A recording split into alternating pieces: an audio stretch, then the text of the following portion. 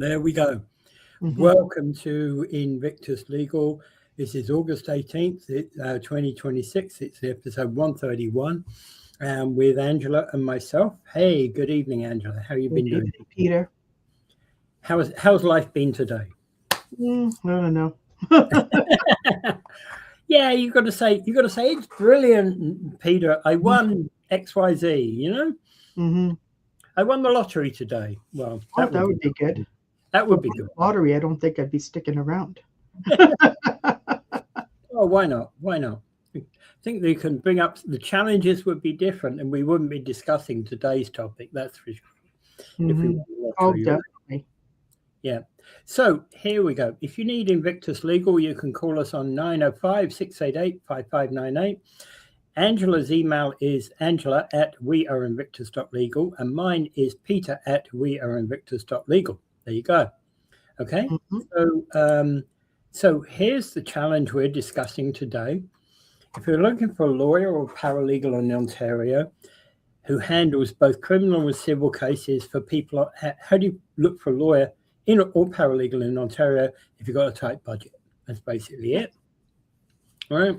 Now, there are some things, generally speaking, if you've been arrested and you've got, you've been arrested on a criminal matter and your first appearance, you'll pretty well always get somebody from either Legal Aid Ontario or one of the duty counsel, who will take care of you. Mm-hmm. It might be a private. Advise you in terms of what your offense is. Yeah. What the type, how the Crown is moving along on it, whether it's summary or indictment. Yeah. And also, what your options are for legal assistance. Yeah, and you can actually hire that person. They're independent, I think, of the courts, aren't they? No, duty counsel works for the system for legal aid. Yeah. Okay. So they work for legal aid, but you can actually get them. You can get a referral. They might be able to tell you different people who might be taking legal aid certificates. Yeah. But they'll do it. Yeah. Those people on the first appearance will work for you whether you've got $1 billion in the bank or nothing. Yeah, and then often they would handle bail hearings. Yeah. Okay? Like say if they do a bail and they would help you with that. Okay? And then afterwards, like this depends on whether you've managed to get a lawyer or not, because sometimes people do get lawyers and they will do a bail hearing for you. Exactly. Especially if it's not done right away. Yeah, and the point is getting more complicated because provincially they just want to do something pretty stupid. They want to make people pay in cash within 2 days of release to pay in cash after they get released. I'm not so sure that's a wise thing to do. Yeah, that's not going to happen because what's going to happen is we're going to end up with more people in jail than ever before, and we don't have the jails to keep them. Yeah, I'm not so sure that's a wise thing to do. But anyway. Being challenged anyway. Yeah. Yeah. And okay. So the point being is we just challenging it. Yeah, we just talked about what happens on a criminal aspect. Yeah. When it comes to civil cases, the whole thing's a lot different because now you kind of either, if you've decided to sue somebody or somebody's decided to sue you, you've got to likely engage a lawyer or a paralegal to get things to assist you, or do it yourself, right? So exactly. Like the thing is, when you're looking at things like legal aid covers certain things. Yeah. Okay. Sometimes legal clinics might cover certain things. Then also student legal clinics, if you live near a law school, sometimes they would handle certain things. Mm-hmm. Because they're training future lawyers. Yeah. Okay, so there's different things that people can get legal assistance from if they are on a budget. Okay, so let us just first of all go to the topic of access to justice. For quite some time, both here in Canada, probably other parts of the English-speaking world, and in Britain, there's been an overriding question about how do people with small budgets get access to justice. There's been a lot of university talk about this. And hey, when I did my law degree back in the mid-90s, that was one of the questions that we had to look at, was about access to justice. That's actually a degree program in its own right. We only did a few weeks of it, right, to get the basic access to justice understanding. Mm-hmm. And this has been a topic for a long, long time. Yes. Hey, we've had a number of reports in Ontario about trying to get better access to justice. Yeah. And of course, paralegals came up as one of the solutions. We're not the only solution, but we become one of the solutions. Hey, we've had the IANI report. We've had the Peter Corey report. We've had other reports coming up about what we should be able to do and not do. And we've had this. We've had other reports too. I have them all. I have all of the reports. I bet you do. I bet you do. Okay, so another question to be looking at, though, is, okay, so in Ontario, pretty well unique actually across most of the common law and English-speaking jurisdictions, is that paralegals actually allowed to run cases in courts and in the lower courts and tribunals. Mm-hmm. Right? There are a few other locations, like Britain's got some tribunal work can be done by paralegals. Oregon has got tribunal work can be done by paralegals. But Ontario was the first. They were the first to be able to open up to non-lawyers. And they've decided where they wanted their scopes to go. Yeah, and all thanks to Mr. Laurie. Yeah. Of points, right? Okay, so that's part of the parcel of the reason why paralegals exist. But one of the things you do have to consider if you're hiring a paralegal, you go into a paralegal's office. Let's say he has a 250 square foot office that he's running from, and maybe there's two paralegals or a paralegal and a law clerk or something in that office. Well, it still costs the same per square foot as it does for a lawyer to run that office, but a lawyer's likely going to charge $500 to $600 an hour, whereas a paralegal is going to charge typically $150 to $250 an hour. Mm-hmm. Right. So you do have to consider that. Think about that. The costs, to run a business, the costs are pretty much the same. There's not a lot of difference between running the cost of running the physical business of a lawyer's office than there is a physical business of running a paralegal office. It costs the same to rent a photocopier, it costs the same to buy paper. Hey, we're not going to pay any less for a paper than the top-notch Bay Street lawyer does. Mm-hmm. Right? In fact, they may pay less than us. Yeah, because but it also depends. There's a lot of things that go into this, and this is one of the things that a lot of people misinterpret. They think that that people who work at home, that they're somehow going to be cheaper. Yeah. I mean, it's not necessarily cheaper to work at home either. I've done it.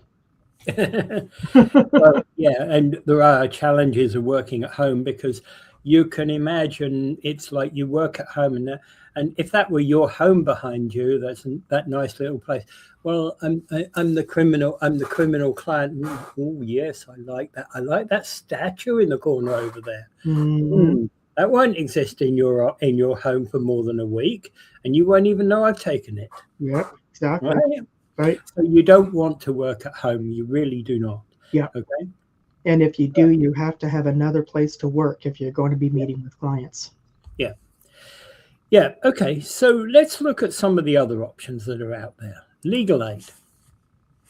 Legal Aid is Legal Aid Ontario is the organization. They're a public board, and they receive government money, and they also receive money from the Law Foundation of Ontario, which is the interest on lawyers and paralegals trust accounts in Ontario.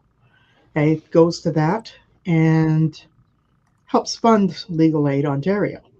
And basically, Legal Aid Ontario is they fund a number of streams of services, including but they have the clinic side of legal aid, and they also have the certificate side, and they also hire others like your public defenders, your family law information centers, navigators in some places. Hey, I think that's a new thing that they're trying, hey, to help people. What is a navigator? Hey, for self rep people, hey, to help them walk through the justice system. So there's things that legal aid is funding, and these are things that they're trying to do, and with some success in places, and depends on what. See, one of the problems is in some areas we have enough lawyers to take up certain cases. Other cases, we don't have enough lawyers who are interested in taking it up. And paralegals at this time cannot accept legal aid certificates, although this seems to be an item of discussion. And I'm currently sitting on an advisory committee to hopefully make some recommendations at some point about. Well, I think it's dark. It was an ill-conceived concept that you would create legal aid the way we have it in Ontario, and that lawyers can get legal aid certificates for their clients, but paralegals can't. Yeah. And this has been something that we've been discussing, and because some of the areas we have common areas of practice for areas of practice that are already covered by legal aid. So lawyers get covered for criminal, then there's family matters that are covered, then there's immigration matters that are covered, and mental health related things like consent and capacity review board, because I did mention that we get calls to represent somebody consent and capacity review board, but we can't get a legal aid certificate. So it's unfortunate that maybe there could be an option that people can use a paralegal on a certificate. And one of the things you can't get with legal aid is your landlord's a bleeding nuisance. He's every 5 minutes, he's right. I want you out. I want you gone. Right. But I just paid the rent 30 minutes ago, Mr. Landlord. I don't care. You're out of here. Right. I hope I sounded like the Yeah. Well, basically, that's when you get the clinic side of the legal aid system. There's a number of legal aid clinics. I'm not sure how much there are. I think there's 60 or 70 across Ontario. But they serve specific communities. Like we have the South Asian legal community, I thought it was more than that, but Parkdale Legal Services community, Neighborhood Legal Services. We have a number of them. In Niagara, we have Niagara Community Legal Services, which serves all of Niagara, and they have 2 offices, one in Welland and one in St. Catharines. Generally speaking, for things like the LTB, for lawsuits or for defending lawsuits, they will only give summary legal advice. Yeah, they usually give you summary legal advice. The only times that you'll get full representation from the legal clinic is if you meet a specific financial guideline, and they also have room to have you in to represent you. Their capacity. And they've done some good work, because also part of their mandate is to do community legal education.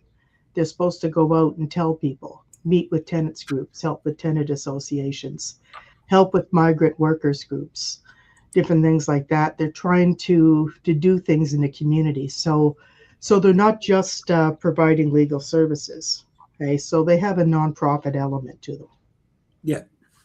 And they also have things like Ontario Legal Information Centre, which offers a free 30-minute consultation with a lawyer by phone or online. And again, why isn't that with a paralegal? Yeah, they should. We do have Law Society referral program, which we could enroll in, and then people can call that and then call our office and get a free 30-minute consultation with us, which is something that we might want to look at again. It's just some people find it worthwhile, some people don't. But that's something where you can just it's a way of exploring to see if you have a case. It's not to actually get work done, but to explore to see if you have a case. Yeah. Well, some people, of course, go the whole hog. They've and we've known of some that are going to the Superior Court on this, who are representing themselves. Yeah, don't we remember that guy who went to the Supreme Court of Canada on his own? Yeah. Oh, yeah, absolutely. Now, one of the things about representing yourself, of course, is that that means that you A, don't know anything about the legal system, B, don't know what form to fill in. You don't know Form A from Form B from Form C from Form X, right? And even though there may well be somebody who's nice and helpful at the a nice helpful clerk at the court, wouldn't you know it, on Tuesday when you've got to get it in today by 5 o'clock, she's off sick. Yeah, exactly. And also too, they're not allowed to give you legal advice. No. They can give you legal information. They can say you need to have Form A and Form B, and you have to submit it together with Form C. But you need to fill it out and put your address here, put the address of the defendant down here. So they'll show you, basically how to fill out a form. But they can't tell you what to put in it. No, exactly. But they can help you fill out the form, as in, I know what this line says, and I know over here I've got to fill in this line, but this third line here doesn't make any sense. And I don't know how line 1 and line 2 and line 3 all link together. Can you help me? They also could tell you the difference between a motion and application and different things like that, because people get very confused. So they can tell you that this one requires an application, this one requires a statement of claim. So because there's certain types of things, like an application is you're asking the court for equitable relief. Statement of claim, you're asking for damages. Yeah. Okay. So and of course, one of the things we also have to look at is the challenges of representing yourself. Let's start. I've got a little list here. We can talk about each of these in turn. The rules of evidence, right? We just talked about submitting your claim into the court. What is evidence? Yeah. Now we've got to look at the rules of evidence, and that's the very first question: is what is evidence? You don't just, hey, every piece of paper I've got here, you want to put it in my bundle. You can't waive anything in front of a judge. That's for sure. And also, if you're going to an upper court, you speak through affidavits. You don't speak through by going to court and yelling at anybody. That's for sure as well. Yeah. And it was interesting because I looked at one of the Supreme Court sessions one time, and the Mr. Smith basically, I think I just came on after Mr. Smith, the lawyer came and gave his viewpoint, and one of the justices up there was saying, well, I'm assuming, Mr. Smith, by paragraph 16, you are looking for the rule. You're looking for me to apply the ruling in, Jones versus Smith or whatever the case is, right? And his answer was something along the lines, yes, I think points 1 to 4 are good, but point 5 needs amending because of the issues that I raise here today. That type of thing, right? And that can be done whether that's a lawyer or a person. We've had people who go all the way to the Supreme Court. Yeah, we've had one guy come in here. All he wanted was notarization, commissioning, and occasional searches of case law form. Yeah. That's all he wanted. And interesting fellow. Yeah. Yeah, we haven't seen him in a couple of years, which probably means he's actually finished his cases. Yeah, we'd like to find out how his case went. All right. Some of the other question is what happens with legal jargon? Now, the question here is that often you will find you will find judges and clerks and other people in the courts actually saying, okay, I realize that you don't know what this means. Let me put it into English rather than as it is in Latin, Mhm. court speak. And even if it's English, you don't I was necessarily. looking forward to hearing them all speak in Latin when I went to law school. And I got out and I went into court and I never heard anybody speak Latin. Same. You know, we had to learn what sub judice was and everything like that. And Yeah. I've never heard it. I've never heard it in court. All the stuff. The only people who've ever said it have been lawyers and paralegals. Yeah, exactly. And only those that are in the know. Mm-hmm. Right. Okay. So the other thing to think about is that most courts have strict deadlines. So you've got filing and serving limitations. So you have to file a claim within the 2 years limitation of when the when the event occurred, when the impacting event occurred. You have to file for an appeal within so many days. That's all those types of limitations. There are strict deadlines for the court. However, there are also less than strict deadlines in the court, aren't there? Yeah, exactly. I think that, yeah, because sometimes you can ask for an extension and have a motion filed to have an extension. Yeah. And there has to be a good reason for it. You can't just say, I need more time. I need more time. I've been trying to finish off my Netflix series. So it's like, and how long is your Netflix series? Oh, 27 seasons. Yeah, I'm on season 4. Well, I'm on season 12 of Doctor Who, and I've just gotten to Doctor number 4. Yeah. Right.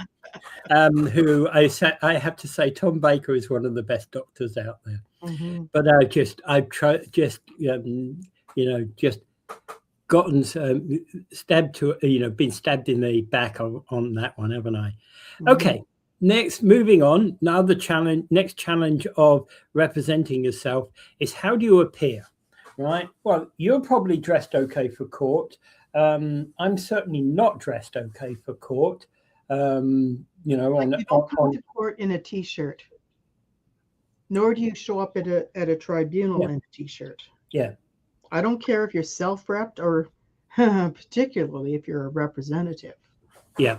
Okay. You have to have a jacket at least. Yeah. For a tribunal. You might get a tie. Keep a tie handy in your drawer and then put it on. After the tribunal's over, take both the jacket and the tie off, and you're fine.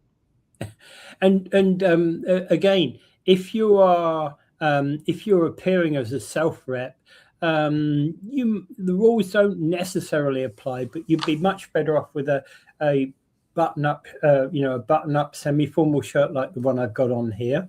Mm-hmm. In fact, actually, this is almost formal because I've got those old button through. So you put your tie in here, right? Yeah, I always tell them at least you need to dress up neatly and professionally when you go in, even as a self-rep.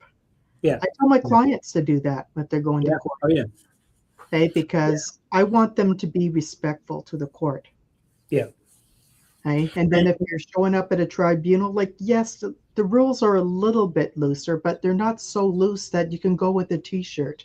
And you come in a bikini or wear shorts. We used to have Zoom suits, didn't we? We were sponsoring Zoom suits for a while. Okay, so the next one is about questioning of witnesses. I've seen, and there's a lot of self-reps in places like the Landlord and Tenant Board, and honestly, they don't know how to present evidence, and they don't know how to question witnesses. Mm-hmm. Too many leading questions. They have a tendency to ask a lot of leading questions when they're asking their own witnesses questions. And they never lead when they're wanting to impugn the other party. Mm-hmm. Right. Yep. Because a cross-examination, you're allowed to lead, but you can't lead when you're asking your own witnesses. Yeah. The other issue with that is case law. Mm-hmm. Right? Now, you don't have to have case law to run a case, right? Let's be honest about that. There are paralegals and lawyers out there who never put a drop of case law up. Some people never use case law because it's against their religion. Okay, but again, and again, you can win perfectly good cases with no case law. Yeah, if your case is primarily based on facts, yeah, and there's not a lot of law involved or a lot of discretionary involved, then you probably could get away with not using case law. Yeah. But when it comes down to what the discretion is and particularly how you're going to interpret things are defined. Yeah. How are you going to interpret certain things? There's a statute, and you're arguing a statute. There's interpretations of that statute that the court has to take. And also another one I'll put to you, like, got to look at your camera. And another one that I'll put to you, Angelo, is that one I was looking at today. It's about the situation of qualified privilege, how it applies to police evidence. So you need to look up Teskey versus Toronto Transit Commission about this one, right? So there are some challenges there. So I'm not saying that you necessarily must know every single case before you go into the tribunal or court, but it does help. And also you have to know is what is evidence. You can't go in there and says, well, the police officer said to me that, that kind of thing. It doesn't mean anything unless you bring that police officer in and then ask the question. Well, it's hearsay, but it's also maybe irrelevant hearsay. Yeah, it depends, really what it is that you're trying to prove. Yeah.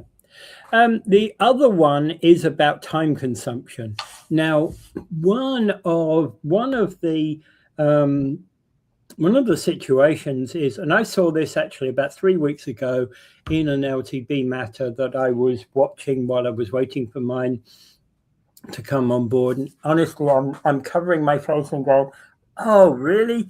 As it's like I'm looking at the clock and saying, "Okay, another 15 minutes, and we're not going to be able to run our case today." Right. And the actual use of time by the unrepresented person, it's like the adjudicator had already said, I will consider A, B, and C because they matter to this case. I think it can be agreed that D, E, and F are agreed by both parties. And both of them at the beginning, bringing up D, E, and F.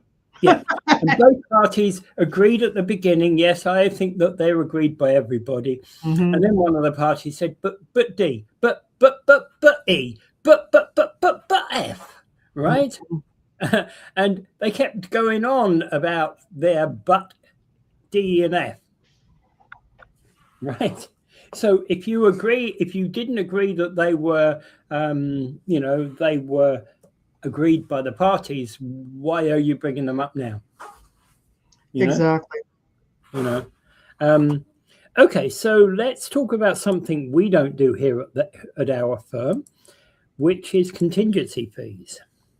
There are some firms, particularly those dealing with personal injury type cases, that do handle contingency fees. The reason they could do that is because they have a lot of cases. They have high volume, and a lot of these things are negotiated usually through insurance companies or big money groups that are willing to pay up something. So they know something is going to happen. And then at the end of the day, there's a settlement, and they have an agreement with the client that the lawyer takes a certain percentage plus disbursements. Yeah. And this is all pre-authorized. Contingency fees are now more regulated than they have been in the past. So they have to have a contingency fee agreement that's drafted and approved, which is regulated by the Law Society. So you can't go in there and say, I'm taking 80% of your win. You can't say that. Okay. Yeah, there's a maximum. What the maximum is, but there is specific maximum. They have to be agreed to by the client. And what happens if the client decides to dump your firm and go on to another firm? Mhm. Hey, so there's a lot of different things like that. The Law Society regulates that too, to Yeah. protect that firm, that did Yeah. all the work. Then they go to the other firm, and all they do is have one phone call. They settle everything, right? Which We has get, happened. So now the Law Society say, hey, wait a minute here, right? yeah. So there has to be a way for the second firm to protect the fees of the first firm. Yeah. The other situation there is there are a few things you can't use contingency fees for. For example, it is rare within landlord and tenant matters. I've heard it being used for one thing and one thing only, which is T5 applications. And they can only do Um, up to 10%. Yeah, exactly. You can only get 10%. And you can't get paid. Oh, if I save you from eviction, no, that isn't a thing, right? The other thing is that contingency fees won't apply to criminal law. Oh, you'll get, hey, Angela, I'll give you a deal. You keep me out of prison, I'll give you $10,000. Yeah, can't do that either. Yeah. Yeah. Or family law either. Yeah, exactly. Yeah, there's a lot of different reasons for that. And absolutely on family law, it's like, so Angela, as my family law lawyer, you get me 90% of my house, and I'll give you an extra $10,000. Okay. Or I could be fighting like a snake, and I can go after the ex, and I can go at Justin O'Donnell. God. WhatsApp audio. No. There you go. Tell him he's got to be told he's got to watch Spin Legal. Yeah, he just every time he calls, it's Spin Legal. Put it on D&D. It's my phone. I can't. No, the other phone. Yeah, my other phone is. Oh, okay. There you go then. All right. Okay, so there's a very few areas. Literally, contingency fees, if done properly, are limited really to personal injury type cases, aren't they? Yep, exactly. All And right. some people do them on employment cases, but usually it's things that are very winnable. Okay? And I know a few paralegals who do it on human rights, but human rights is very difficult in terms of doing a contingency, because much of it also depends on investigation, and there's sometimes some costs up front to go into doing a good job of it. Yeah. And there's people have to consider this, the kind of work they have, and sometimes what people try to do is to just pay me every month, because it takes eons anyway for these cases to get to court anywhere. Yeah. All right. Another quick one is unbundling of legal services. Up until we were talking, there was a lot of access to justice-based issues. Basically, a lawyer would take on your case, and I'll do everything A through to Z on your case, right? Mm-hmm. And you would pay them an amount of money, and there wasn't anything you could do about it. It was it, Yep. right? You do it yourself, or you paid the lawyer. Yep. With unbundling of legal services, what you've got is kind of some other ways to actually shortcut things. So if I go, it's like, so if you write up my claim for me, Angela, and I'll go and look up I'm going to go and find out all of the people that use this service for you. Okay. I'll get the names and addresses, because I'm a better place to do that. And I already know half of them anyway, but I can get all their names and addresses so you can sue their ass for me. Okay. Yep. Mm-hmm. So that allows that bit more flexibility with unbundled services. Many times they just want you to write a letter. Yeah. And address the response to the letter. Yeah. Okay? Or if it's something where I want you to go to a settlement conference and see if you can settle this case, or a mediation. Yeah. Okay? Particularly if someone identifies you as being pretty good at mediation or settlement. Yeah. Okay? And unfortunately, when you do these things, you have to be very, very careful, because sometimes when somebody says, okay, I want you to do my mediation for me, then Hmm. after the mediation is over, then they don't stop bugging you for the next 3 months, right? Because they want this, they want that, they want that, and that, when they really need to go back to their regular service provider or just handle it on their own. Yeah. And there's an assumption with unbundling the services is that in fact actually you're engaging the lawyer or paralegal on a limited scope basis and only a limited scope basis. Yeah. And then also too, there's flat fee services, which is sort of like unbundled services, but not necessarily. Yeah. Like say I want to, for L1 flat rate, for example, that doesn't include any tenant representation, there may be a flat rate. Yeah. But is it okay for your client to call you 3 times a day? Okay. Yeah. There have to be distinct rules about it. Yeah, and there has to be Okay. some discussion about what happens, how they can find out, how they can obtain updates, just so that you're not wasting the time of the lawyer, because otherwise these things cease to be flat rate, and then they start to be a bit more after. Okay, so a couple of other areas we need to discuss. One, pro bono lawyers. There's lawyers out there. These are private law firms and lawyers that decide that they're going to offer a case on a pro bono basis. Yeah. They select the cases and they provide the service. Yeah, and you get everything like that you would get a if you were beef paying for them. against the government or something. Like during COVID, I used to know this one lawyer. Like if you ever listened to him to talk about things, the guy's hilarious.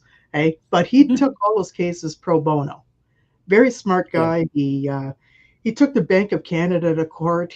He took the immigration and attorney general to court over someone who was supposedly accused of being a terrorist. Hey, this guy, like, he'll do whatever he has to do to help his clients. He's pretty good. Hey, I can't say all the causes he does I agree with, but however, there are some people who need that service. Yeah, right? Absolutely. And he's there. There's other lawyers who take on other things.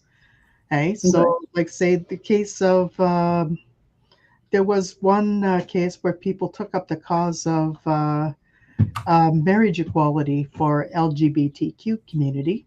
And that was done through a pro bono firm. Yeah. And then there's other firms that are set up to do legal challenges. They're funded through legal aid and they do legal challenges. And they often work with a private law firm to do constitutional challenges of particular issues. So we've had those, and I've found them interesting because I've always wanted to work in that field and work with them to do the research and so forth. Okay, so one further thing is that there's Pro Bono Ontario, which is an organization designed to allow people access to pro bono, to lawyers who will give them pro bono work. Yeah, there are people like who say, like, if you're a downtown law firm and you don't really know of anybody who is, like, say, if you want to defend homeless people who are charged with things, but you don't really know any homeless people who are going to go to you and ask, you can put your name up and say, okay, I'll represent people who come to me who might be charged with like encampment issues or whatever, and I'll represent these people. Okay, so there's a lot of people like that. And then also pro bono has been used as an access or resource to go to lawyers that do things on contingency or other ways that when somebody may not have been able to get a lawyer otherwise, maybe for a novel case of theirs, because they don't know any lawyers, or maybe nobody in their town is interested in the case. But there's always some lawyer out there who is willing to do it.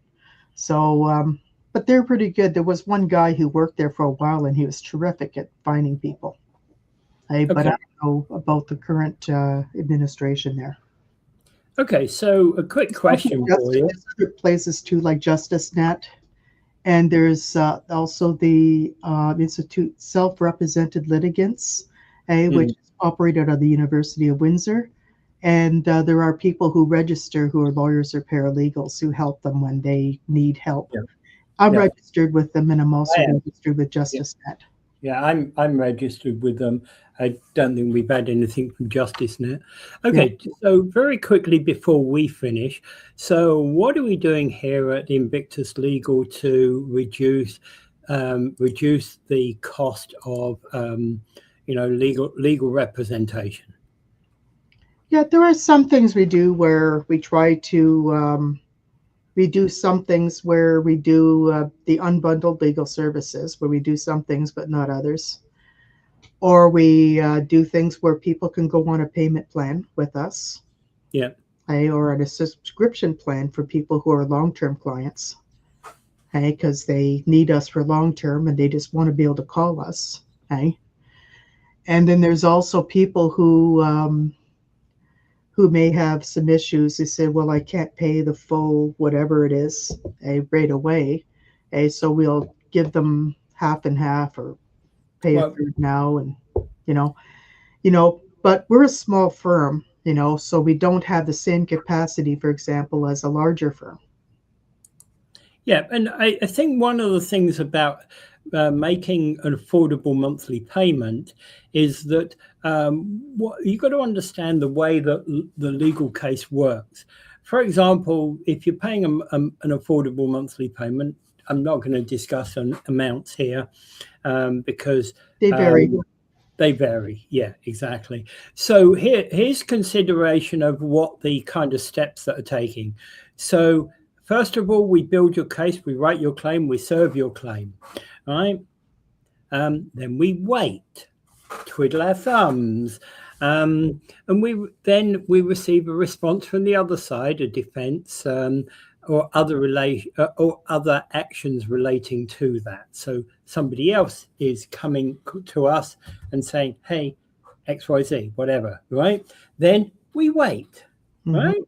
Yeah. Then we might have something like a settlement conference, adjudicated case conferences, or we might well be talking, for example, to a legal to the prosecutor about options, to resolve the case, and going to a what are those things called? To be spoken to hearing, right? Then what do? We wait. Yeah, it's always, Then we might have some motions if they're appropriate. Then we wait. Then we have some hearings if they're appropriate. Then we wait. Right. Then we might have the trial or main hearing. Right. Yeah. And trials, there's a lot to prepare for. Yeah. Right? A lot of people think that we can just walk in and do it like Perry Mason style. Right? Doesn't work. What the trouble is, what they're missing out with Perry Mason is you're walking in doing step one, and now the next thing you see, apart from sending out the investigator, is now you're at step 24. Yeah. So right. You have to do it because legal work is very much like going in for surgery. And the other thing to understand, of course, is even when you've done your trial or main hearing, you've got a period of wait and see, right? Yeah. Because you'll get the order, you'll eventually get an order and take relevant, order to take relevant actions. And then even there, you're going to end up, you've got timelines that you can't do. And, that part of an order might well be that you must do A, B, and C, but you can't do them before such and such a day. Yeah, right? exactly. So now you're waiting. Now you're sat there waiting again, right? Mm-hmm. And even there, when you've got an order and you need to enforce it, you're in a hurry up and wait situation, aren't you? So yeah, you get the order and you enforce it. You got a piece of paper. Wow. Now what we got to do is do something with that piece of paper and translate that into money. Yeah. So right? Essentially, if you engage us to do that, so we follow through with the second retainer to get that enforced. And just so that you're aware, you will have seen that I put in there into that list a lot of wait time, right? So if you don't have money, you still have money, you still have time to pay for your legal services. So let's say that it from starting your case to getting to the trial takes 18 months. You could put in enough money to have a pot for your paralegal to do their trial by the time you get to that 18 months timeline. Absolutely. Right. And, you know, the whole point about that system is it's about waiting. You know, there's a lot of time waiting. Now, the thing about what we're doing is, yes, I know we're waiting for the John Smith file, and we're waiting for the Mary Jones file, etc., and we're waiting for the Abdul Kama file and the Jar Jar Binks file and everything like that. And a lot, but we don't, you know, we move from one file to the next file to the next file to the next file, right? As we're going through that system. So we're not waiting for 6 months at a time, although we recognize that our clients do often. Yeah, exactly. Like that's like we have different cases in the works that we've worked on, and we're waiting for that. And then we wait for a defense, for people to file a defense. And we also have to wait, put a motion in, get an answer, and then we have to serve. So there's lots of different things we have to do. So we always have to keep on it about where we're at with it. Yeah.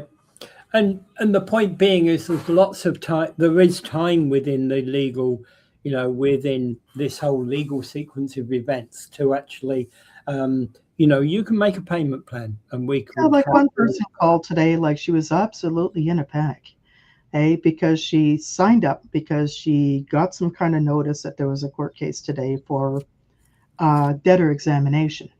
Mm-hmm. The debtor examination was canceled because we weren't able to serve the debtor in time. The only thing we forgot to tell her, and she says, I still got my judgment, don't I? And I said, absolutely. All we have to do is set another date for a debtor examination and serve it. That's it. Yeah. The problem is that whoever was working on it didn't get it served at the time. Yeah, they weren't able to. Maybe they couldn't find the person. Maybe they weren't there. There's a lot of reasons why service was not properly. Yeah, and unfortunately, when you're dealing with with notice of examination hearings, is that they are ones where you have to be served in person and 30 days in advance. Yeah, exactly. Yeah. You can't just send it in the mail. Like I remember in the past, you just had to send things by mail, and then they stopped doing that because some people claim to have never received them. And then the plaintiff would show up to the court and says, oh, the person's not here, so I'm declaring default judgment, you know. So they had to put some rules in place just to make sure people are not going to get enforcements against them without them knowing about the case. Yeah. People have a right to answer. Yeah. All right. Okay. So I'm hoping that that's helped you understand some of the costs involved in the legal system, and I'm hoping that can help you with your case, if you want to bring it, or even if you decide not to bring it. Right? I hope that helped. All right. So let us. If you need to contact Invictus Legal, you can do so on 905-688-5598, or call or email Angela with angela@weareinvictus.legal, or myself with peter@weareinvictus.legal, and our website is weareinvictus.legal. Okay. And so what you heard today on Spin Legal, whether it's in this show or in other shows, this is not legal advice. Like we don't come on Spin Legal each day to give you legal advice about anything. If you need specific legal advice, then you need to call your lawyer or your paralegal. We'd love you to come to Invictus Legal, but if you have a paralegal or a lawyer, you know, but do seek help from them because they can give you specific legal advice. Yeah. And I guess until next week, I think we shall be calling it a show. And one of the suggestions for next week is that Children's Law Reform Act about a person's history of violence and abuse when deciding a child's best interest. Yep. Keep That's them one of away. the- Keep Pardon them me? away. One of the ones that's been suggested to me. So I'm putting that one up as what we do next week. Okay. I know it's not really our cup of tea, That's but not our area of practice, but it's something that we can comment on and have a discussion about. yeah, exactly. And I'm sure people in here have opinions. Yeah. All right. And have a great day, everybody. And we will see you